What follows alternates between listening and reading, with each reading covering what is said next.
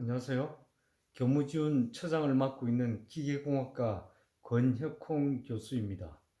오늘 이 시간은 북한 발명법에 대해서 소개를 하고자 합니다. 발명은 살아가면서 항상 할 수 있는 것이고 누구나 하고 있는 것이기도 합니다. 아이디어의 상태를 마음속으로부터 끄집어내어 물품이나 방법에 구체화시킨 것이 발명입니다. 그래서 발명이란 말에는 은연중에 최초의 개념, 그때까지는 이 세상에 없던 것이었기 때문에 정당한 발명품에 대하여 다른 사람이 만들거나 판매하지 못하도록 일정한 기간 동안에 정부가 부여하는 독점권이 특허인 것입니다. 북한의 그 지식 재산은 이 발명법, 공업도안법, 상표법, 원산지명법, 저작권법, 컴퓨터 소프트웨어 보호법에 의하여 관리, 보호되고 있습니다. 이 중에서 발명법은 특허나 실용신안을 다루고 있으므로 북한과는 교류 협력에 대비하여 면밀하게 고찰할 필요가 있습니다. 북한의 발명법은 1차 1998년에 제정되어 1999년에 2차 개정이 되었습니다. 그리고 2011년도에 3차, 그리고 2014년도에 4차 발명법이 개정되었으며 특히 2014년도에 대폭 개정되었습니다.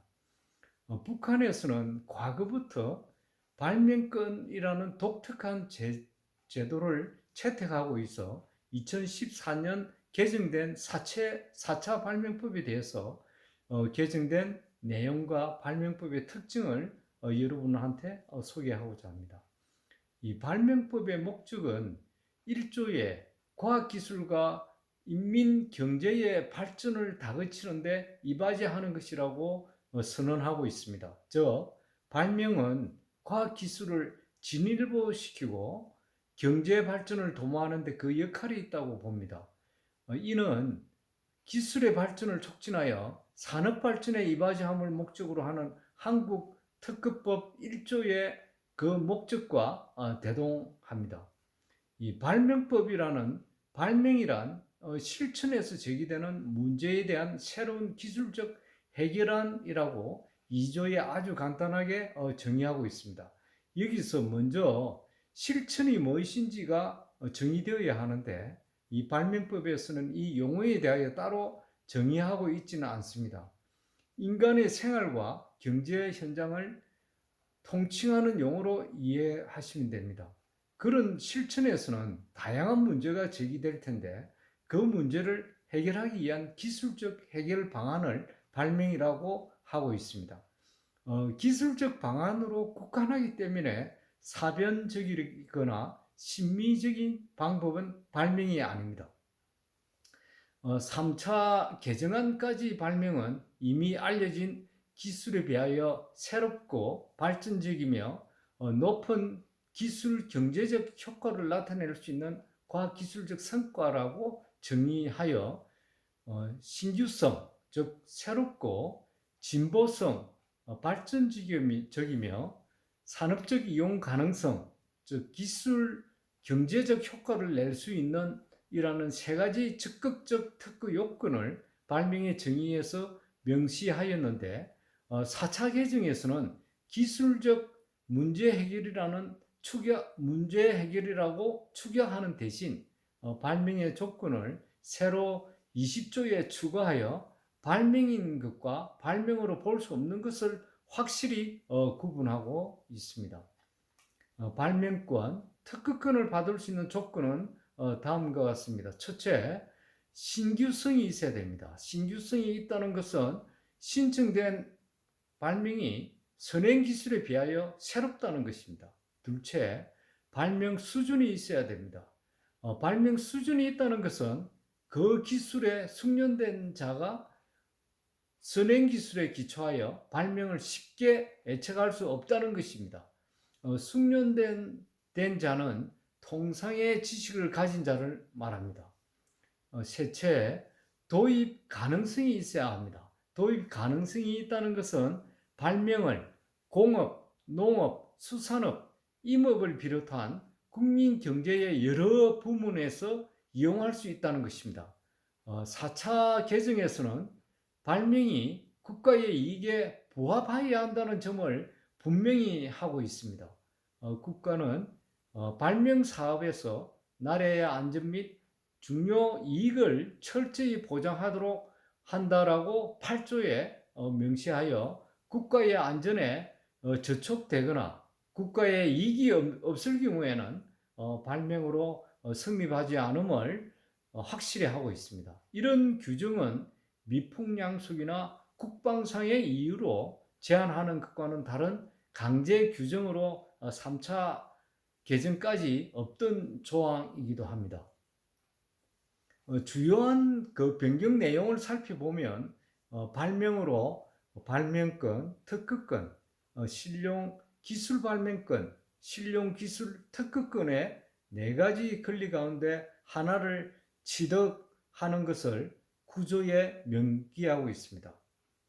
예전에는 발명권과 특허권의 2가지 종류로만 구분되어 있었는데 4차 개정에서 실용 기술을 추가하였습니다. 발명 수준은 없어도 신규성이 있고 도입 가능성이 있는 발명에 대하여서는 실용 기술 발명권이나 실용 기술 특허권을 받을 수 있다라고 21조에 개정했고 우리의 실용 신안과 비슷하게 정의를 하고 있습니다. 일단 발명권은 발명을 창조한 공민이 신청하도록 되어 있습니다. 11조 직무 수행 과정에서 창조하였거나 기관, 기업소, 단체의 물질 기술적 수단을 이용하여 창조한 발명에 대해서는 해당 기관, 기업소, 단체의 이름으로 특허권 등록을 신청하도록 12조에 명시하고 있습니다. 직무와는 관계없이 근무 시간에 의해 자체의 물질 기술적 수단을 이용하여 창조하였거나 연료 보장자, 노동할 나이에 이르지 않은 자가 창조한 발명에 대한 특허권 등록 신청은 그 발명가가 하도록 되어 있습니다. 직무 발명은 4차 개정에서 추가되었으며 직무 발명이 불가능한 퇴직자와 미성년자의 특허권은 발명가가 신청할 수 있도록 했습니다. 또 4차 개정에서는 발명이 될 수 없는 대상을 구체적으로 명시하고 있습니다. 첫째, 발견, 과학적 이론, 수학적 방법, 또 미학적 창조물, 정신활동이나 유희, 경영활동을 위한 규칙과 방법, 기술적 해결이 없는 컴퓨터 프로그램, 정보의 표시 방법은 발명이 아닙니다. 또 고상한 풍속과 사회주의 생활 양식에 맞지 않거나 사회 공동의 이익에 지혜를 주는 대상, 식물이나 동물 변종 혹은 동식물의 순수 생물학적인 사육 및 재배 방법, 사람이나 동물의 수술 방법, 치료 방법, 사람이나 동물을 대상으로 하는 진단 방법, 원자핵 변환의 방법으로 얻어진 물질에 대한 발명은 특허권을 받을 수 없습니다.